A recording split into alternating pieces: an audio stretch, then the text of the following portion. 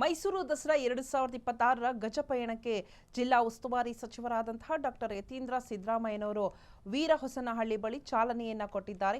ಮೊದಲ ಹಂತದಲ್ಲಿ 9 ಆನೆಗಳಾದ ಮಹೇಂದ್ರ, ಶ್ರೀಕಂಠ, ಲಕ್ಷ್ಮಿ, ಏಕಲವ್ಯ, ಧನಂಜಯ, ಗೋಪಿ, ಕಾವೇರಿ, ಪ್ರಶಾಂತ್, ಶ್ರೀರಾಮ್ ಆನೆಗಳು ಮೈಸೂರಿನಲ್ಲಿ ದಸರಾಗೆ ಆಗಮಿಸಾಗಿದೆ ಈಗಾಗಲೇ.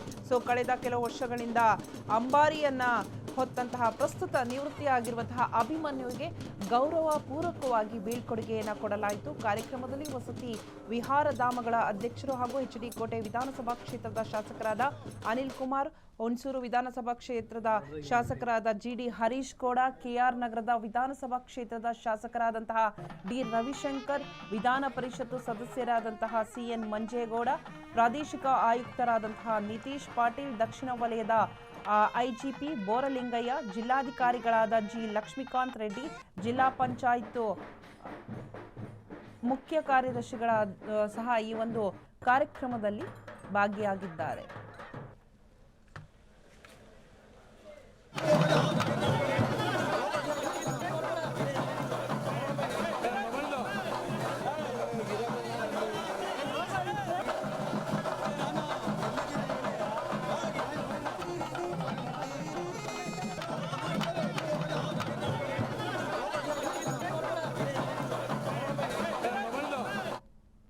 ಪಯಣ ನಮ್ಮ ಶಿವಪುರ ತಾಲೂಕಿನ ವೀರಹೊಸನಹಳ್ಳಿಯಿಂದ ಅರಮನೆಗೆ, ಮೈಸೂರಿನ ಅರಮನೆಗೆ ಪ್ರಾರಂಭ ಆಗುತ್ತೆ. ಇವತ್ತು ದಸರಾ ಮಹೋತ್ಸವದಲ್ಲಿ ಯಾವ್ಯಾವ ಆನೆಗಳು ಭಾಗವಹಿಸ್ತವೆ ಅವು ವೀರಹೊಸನಹಳ್ಳಿಯಿಂದ ನಮ್ಮ ಮೈಸೂರಿನ ಅರಮನೆ ತನಕ ಪಯಣ ಪ್ರಾರಂಭ ಮಾಡ್ತಾರೆ.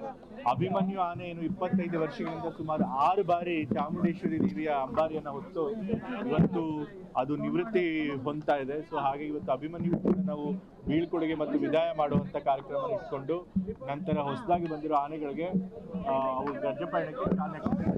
ನಾಡಹಬ್ಬ ದಸರಾ 2026 ಅಂಗವಾಗಿ ಈ ವರ್ಷ ಪ್ರತಿ ವರ್ಷದಂತೆ ಕೂಡ ಈ ವರ್ಷನೂ ಕೂಡ ನಾವು ಗಜಪಯಣದ ಮುಖಾಂತರ ಮೊದಲನೇ ಹಂತದ 9 ಆನೆಗಳನ್ನ ನಾವು ಮೈಸೂರಿಗೆ ಕರ್ಕೊಂಡು ಹೋಗ್ತಾ ಇದ್ದೀವಿ. ಈ 9 ಆನೆಗಳ ಇದು ಗಜಪಯಣದಲ್ಲಿ ವಿಶೇಷವಾಗಿ ನಾವು ಅಭಿಮನ್ಯುಗೆ ಅವನ ಮಾಡಿರುವಂತಹ ಸಾಹಸ ಮತ್ತು ಅವನು ದಸರಾದಲ್ಲಿ ನೀಡಿರುವಂತಹ ಅವನ ಕೊಡುಗೆಯನ್ನು ಇದು ಮನಗಂಡು ಈ ವರ್ಷ ಅವನಿಗೆ ಬೀಳ್ಕೊಡುಗೆ ಕೂಡ ನಾವು ಗಜಪಯಣದಲ್ಲಿ. ನಾಡಹಬ್ಬ ಮೈಸೂರು ದಸರಾಕ್ಕೆ ಎಲ್ಲರಿಗೂ ಹಾರ್ದಿಕ ಶುಭಾಶಯಗಳು. ಈ ಸಂವತ್ಸರ ಶ್ರೀ ಪರಭಾವನಾಮ ಸಂವತ್ಸರದಲ್ಲಿ ಆಶ್ವಯುಜ ಮಾಸದಲ್ಲಿ ಆಚರಣೆ ಮಾಡುವಂತಹ ನಾಡಹಬ್ಬ ಮೈಸೂರು ದಸರಾ ಆಚರಣೆ ಮಾಡ್ತಾ ಇದೆ. ನಾಡಹಬ್ಬ ಮಾಡೋದು ಯಾತಕ್ಕೆ ಅಂತಂದರೆ ನಮ್ಮ ದೇಶಕ್ಕೆ ಒಳ್ಳೆಯದಾಗಲಿ ಅಂತ ಹೇಳಿ ನಾವು ವಿಶೇಷವಾಗಿ ಪೂಜೆಗಳು ಮಾಡ್ತೀವಿ. ಅದೇ ರೀತಿ